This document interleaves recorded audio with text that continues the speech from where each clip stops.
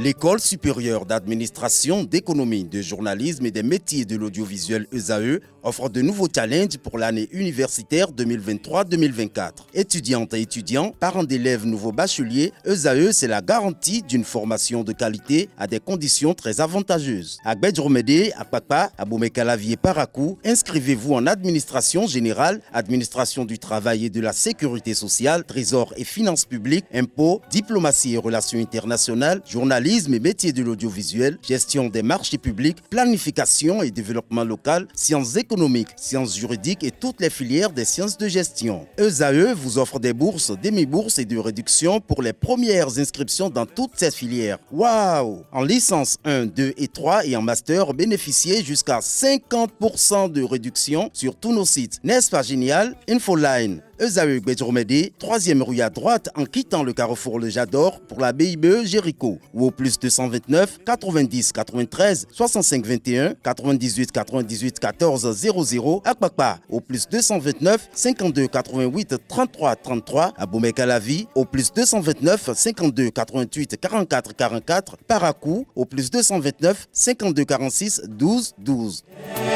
ESAE, l'excellence à un an. Aneldo, bonjour à nouveau. Bonjour à vous, Abdelkader Achio. Coton Football Club s'impose à l'AS Sobemap 1-0 pour le compte de la 17e journée de la Super League Pro. Effectivement, une semaine après sa défaite à domicile face à l'Autopopo, Coton Football Club a rebondi sur le terrain de l'association sportive de la Sobemap lors de la 17e journée de la Super League professionnelle. Bachirou Suleiman et ses coéquipiers ont battu les Dockers 1-0 grâce à un penalty transformé par Emmanuel Henry en seconde période. Victor Ronca, entraîneur des Cotonniers, et Moukaïla Yessoufou, coach de l'AS Sobemap, font l'analyse du match. C'est qu'une défaite, c'est pas le plus important la semaine dernière. Il reste 8 matchs derrière à jouer, la pression sera sur tout le monde et donc il fallait réagir aujourd'hui.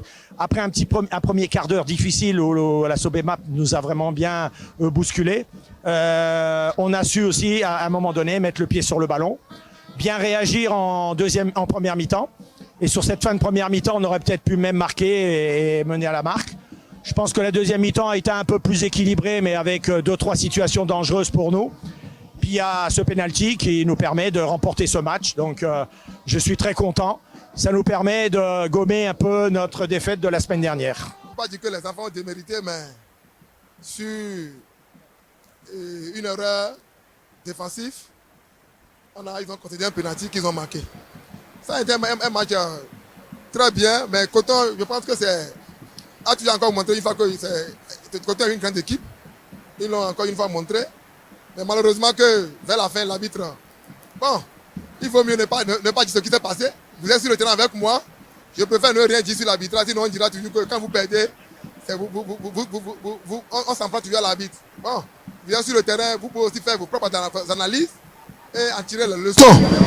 Mais je pense que dans l'ensemble, on méritait au moins un match nul. Malheureusement on a enquêté ce but vers la fin. Les autres résultats de cette 17e journée sont également connus. Effectivement, 7 autres rencontres ont meublé cette 17e journée. L'Autopopo a été tenu en échec par les Cavaliers de Niki sur leurs installations, 0 but partout. Dadje Football Club est allé s'imposer face à l'AS Takouné 1-0. C'est sur ce score que l'association sportive du port autonome de Cotonou ASPAC s'est également imposée face au Dragon de l'Ouémé à Tofo. Aïma Football Club fait le nul 1 but partout avec l'AS Cotonou. Match nul et vierge entre les Requins de l'Atlantique et la jeunesse sportive de Poubet JSP. Banigansé a arraché le point du nul face à Dynamo d'Abomey sur le score de 2 buts partout. Espoir de Savalou s'est imposé devant Damissa 2-1. Au classement, Dadje Football Club du Koufo reprend les commandes à 2 points d'avance sur l'Autopopo et à 3 points sur Coton Football Club, respectivement 2e et 3e de à la fin de cette 17e journée de la Super League professionnelle. Le Bénin est éliminé de la Coupe du monde de football scolaire U18. Après la défaite d'entrée face au Kenya, notamment le samedi, les Guépards U18 représentant le Bénin à cette 28e édition de la Coupe du monde de football scolaire à Dalian ont fait le nul, un but partout. Le lundi, c'est notamment contre l'Ouganda. Le Bénin est d'ores et déjà éliminé de la Coupe du monde de football scolaire U18 après ces deux résultats. Le Bénin compte qu'un seul point à la fin de ces deux journées. C'est synonyme d'élimination puisque seul le premier de la poule se qualifiera pour la suite de la compétition. Au terme de cette deuxième journée, le Kenya est premier avec 6 points, l'Ouganda deuxième avec 4 points, le Bénin troisième avec 1 point et le Taïwan quatrième avec 0 point. Le championnat d'Afrique scolaire démarre ce mardi pour finir. Le championnat d'Afrique scolaire de football démarre ce mardi 21 mai 2024 à Zanzibar en Tanzanie. En prélude à cette compétition, le tirage au sort des poules s'est déroulé le dimanche 19 mai 2024. À l'issue de ce tirage, le Bénin a hérité du groupe B en compagnie du tenant du titre, la Guinée, unique représentant du Bénin dans cette compétition. Le CG Saint-Rita chez les garçons est en compagnie du champion en titre, la Guinée, l'Afrique du Sud et la Libye. Les Guépards scolaires, conscients de la tâche qui les attend, n'attendent que le coup d'envoi de la compétition qui prendra fin le 24 mai prochain. Il faut noter que dans le groupe A, on compte les pays comme la Tanzanie, l'Ouganda et le Sénégal.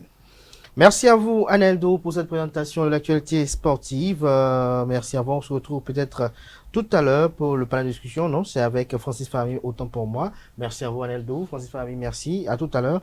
À présent, on va passer à la définition du jour et aux prévisions astrologiques.